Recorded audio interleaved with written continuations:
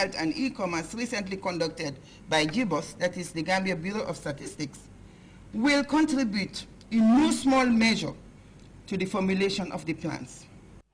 The ICT sector is seen as a major driver of growth and will be utilized to enhance growth and employment in all pillars of the NISI process.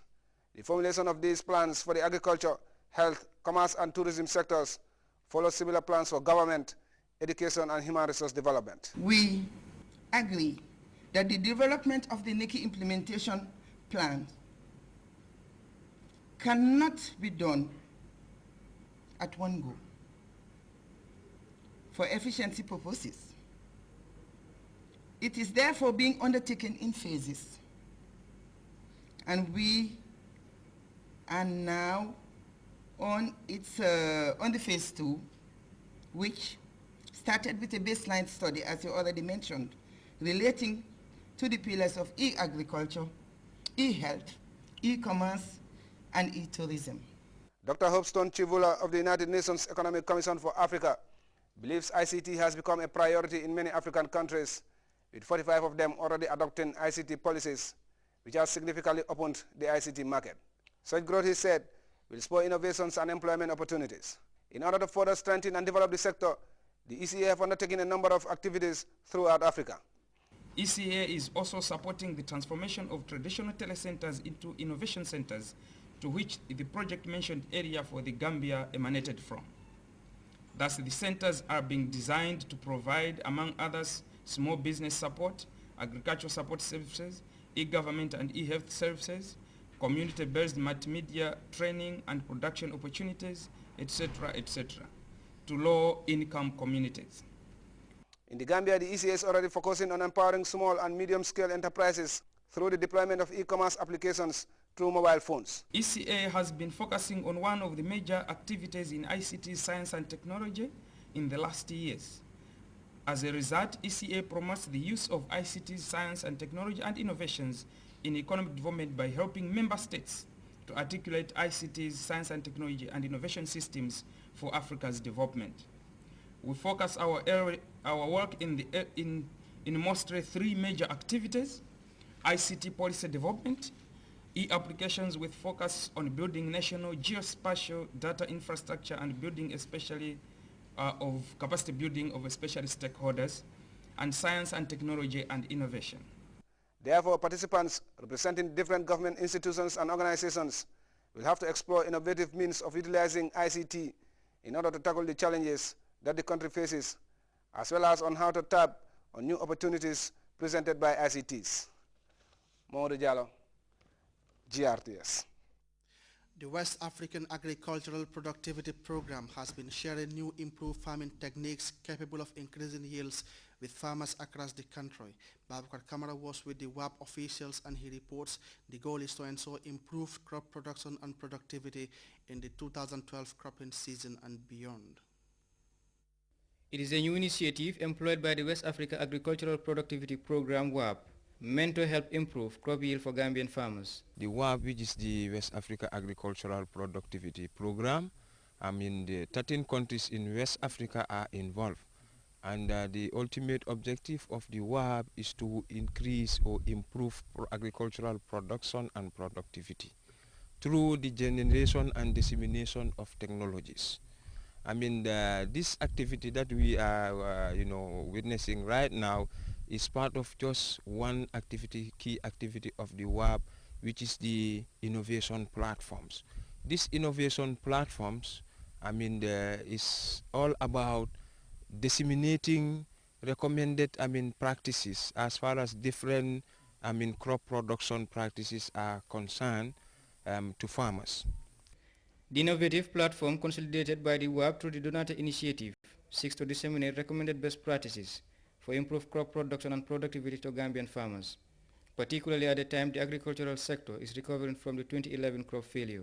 This is the innovation platform for technology adoption commodity value chain program. That is being pushed by WAP. WAP is a new project, I'm sure you are all aware of it.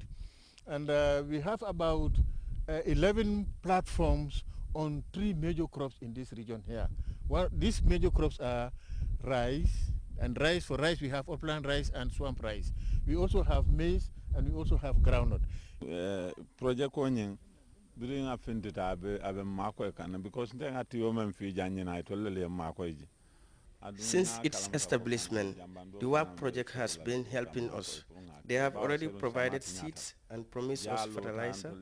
We haven't realized much from the 2011 farming season as a result of crop failure, but we are hopeful with their timely intervention of the WAP project. There are some centers across the country which are designated mainly for seed multiplication, and they are precisely at Chairman, Jiroba and Sapo. At all of these centers we've installed very reliable irrigation systems so that we'll be producing seed. This is an objective that was put in place by the JIP and is being supported by the WAPs. The WAP advocacy strategy is designed to create and strengthen 30 farmer platforms across the country and support them each on a 2-hectare farmland basis with seeds, fertilizer and technical support from NARI. However, farmers are requesting for support on basic farming tools such as seeds and signposts. Babukar Kamara, GRTS. We'll now take our first break. The news continues momentarily.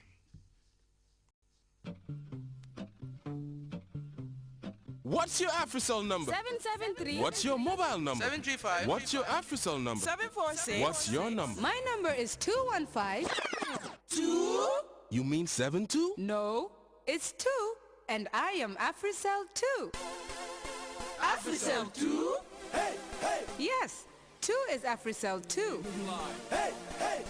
AfriCell introduces the new AfriCell series, the number 2. Welcoming the number 2 to the AfriCell family. From now on, the AfriCell lines will not only start with the number 7, but also with the number 2. Get a new AfriCell SIM card now that starts with the number 2.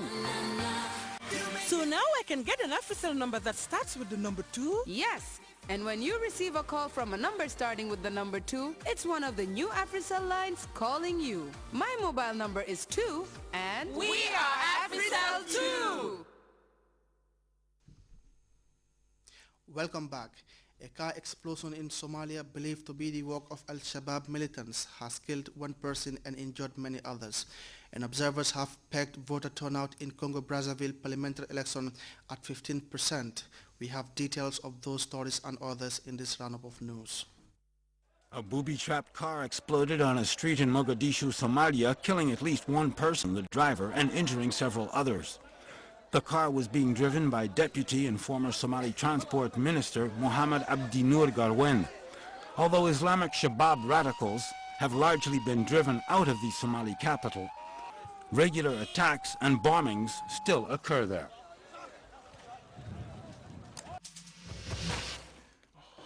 Some 158 pieces of ivory weighing 456 kilos were found in the airport in Bangkok with an estimated value of 570,000 euros.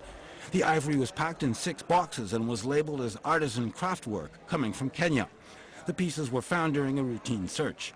Business in ivory was outlawed in 1989. However, Asia, mostly China and Japan, are still the largest markets on the planet for illegal ivory sales.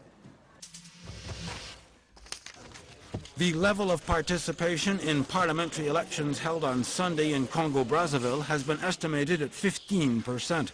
Residents of Brazzaville and Pointe-Noire stayed away from polling stations. Generally, the polling went smoothly, though stations opened late and ballots for some candidates were missing. Results appeared to be predictable. The governing Congolese Workers' Party and its allies hope to maintain an absolute majority, more than 50% of the 135 seats in the assembly. Second round is scheduled for August 5th. A video showing a teenage girl being molested by a group of about 20 men has sparked outrage in India.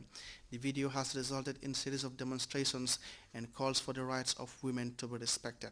Let's look at this report for more on that.